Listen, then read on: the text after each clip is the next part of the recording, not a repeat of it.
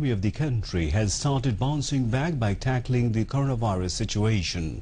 Different countries from Asia, Europe and America, including China, Japan, South Korea and India, are showing interest to invest directly in Bangladesh due to its investment-friendly environment.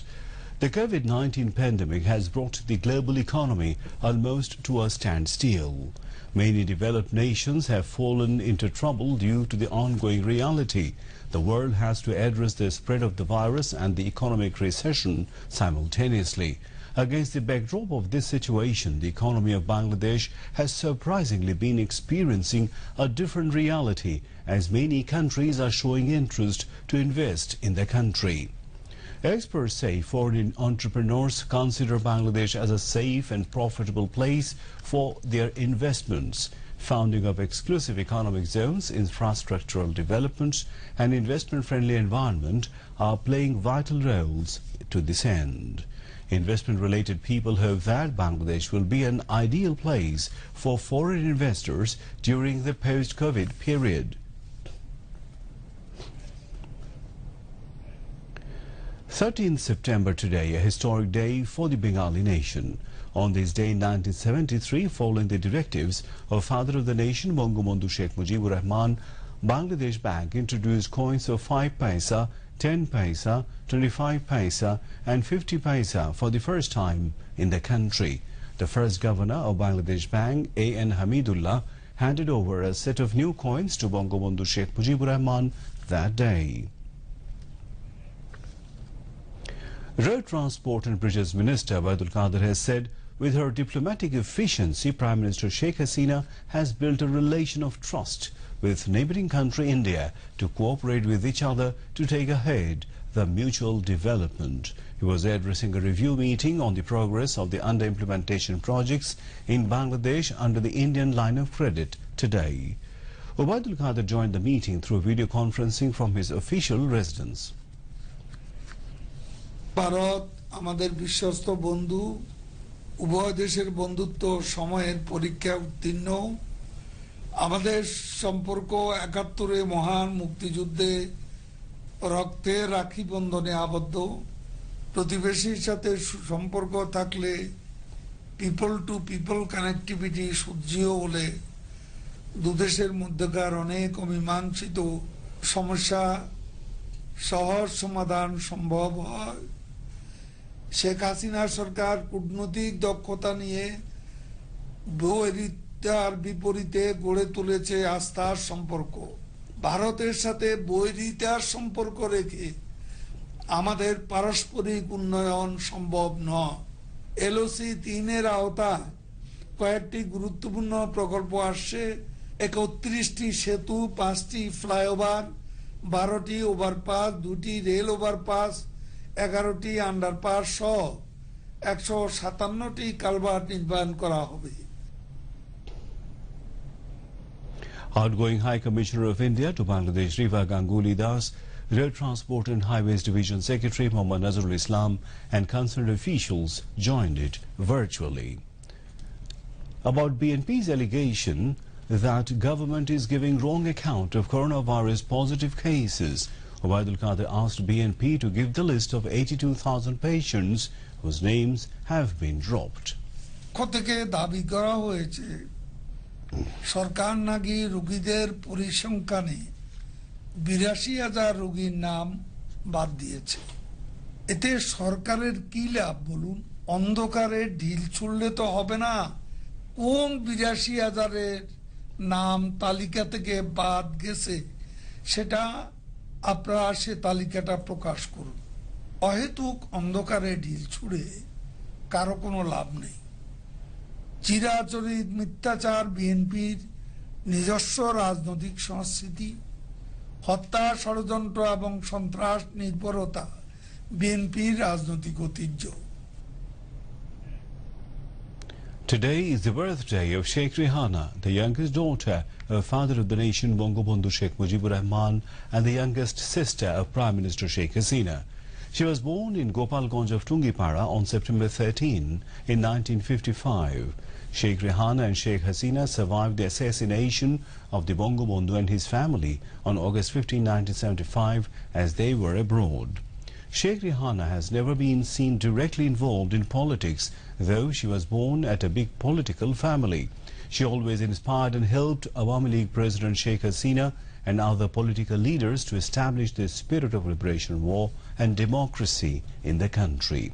Awami League General Secretary Ubaidul Qadir has greeted the birthday of Sheikh Rihanna. Ubaidul Qadir said Sheikh Rihanna had supported the Awami League and its leaders, activists from behind the scene after 1975 assassination. He also sought healthy life and well-being of Sheikh Rihanna. Trading Corporation of Bangladesh (TCB) has begun selling onion at 30 taka per kg from today to keep the market stable as onion price doubled from 30 taka to 60 taka within the span of a week. TCB started the open sale of onion and some other essential items, including lentil, sugar and soybean oil, at subsidized prices at different points in Dhaka and other parts of the country. The sale will continue till October 1st. A press release of TCB said a buyer can purchase maximum 2 kg onion, 2 kg sugar, 2 kg lentil and 2 to 5 liters of soybean oil at a time.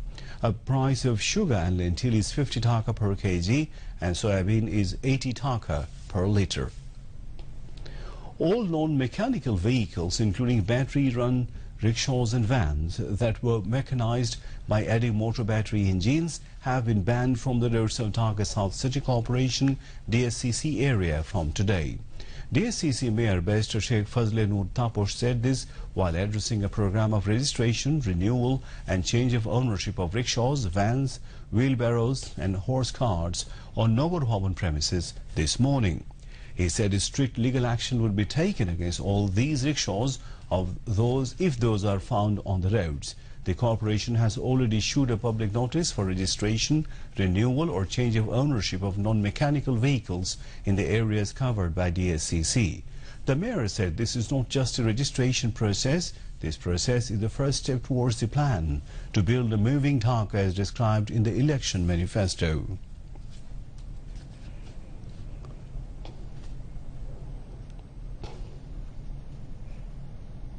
"31 more COVID-19 patients died in the last 24 hours in the country, increasing the death toll from the pandemic to 4,733. The recovery count rose to 2,40,643 after another 2,372 recovered during the period. A press release of the Directorate General of Health Services said this today. It said the tally of infections has surged to 3,37,520 as 1,476 new cases were confirmed in the last 24 hours. And now international news.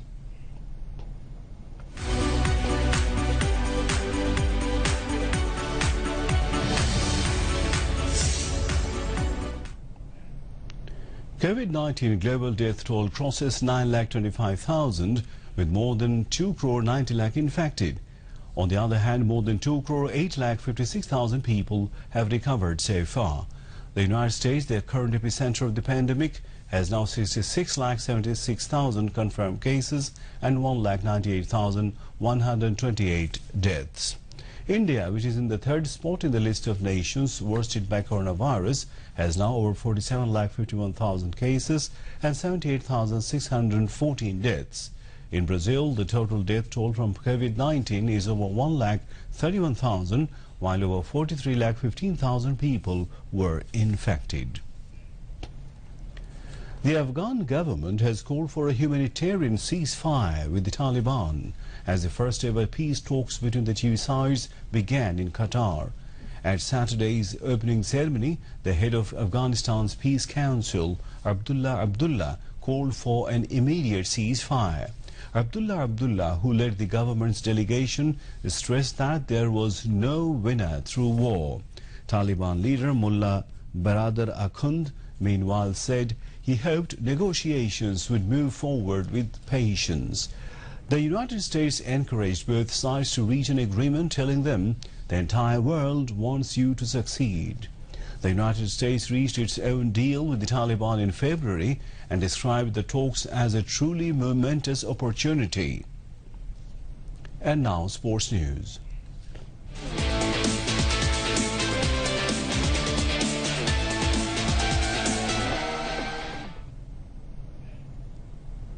German Alexander Zverev will face Austrian Dominic Thiem in the final of US Open tennis men's singles tonight. Singles title for the second time last night.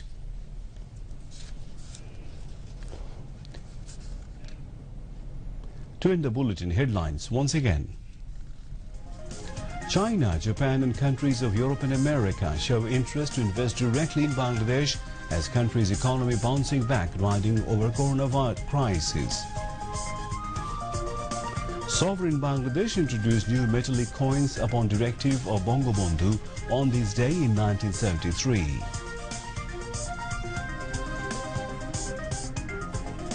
Prime Minister Sheikh Hasina, with diplomatic acumen, advanced Bangladesh-India relation of cooperation for mutual development, says Obaidul Qadir.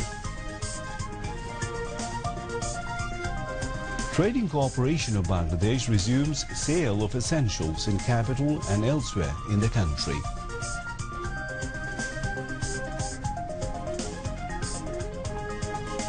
Afghan government calls for humanitarian ceasefire at peace talks with Taliban in Qatar.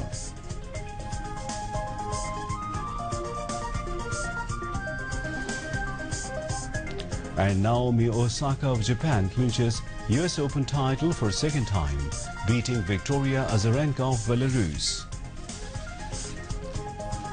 And here we end the news. Thank you for being with us. Our next bulletin is coming up at 11:30 in Bangla. Until then, Khuda Hafiz.